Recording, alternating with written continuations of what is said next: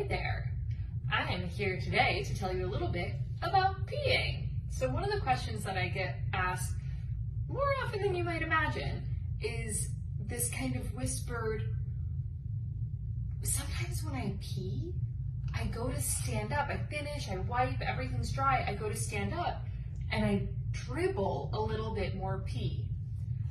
And it happens sometimes during pregnancy and sometimes it happens postpartum. And often what's happening there is that the bladder isn't fully emptying, and that transition from sitting to standing causes the muscles to engage and release in a way that allows more of the urine to come out.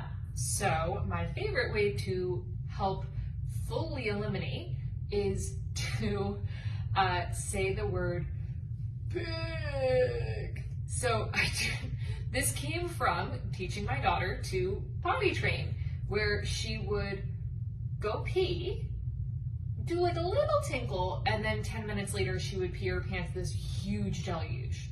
So we would put her on the potty and she would do a little tinkle and we would say, "Can you do a big pee?" And she would go, "Big!" And then of course her bladder would release and the rest of the pee would come out.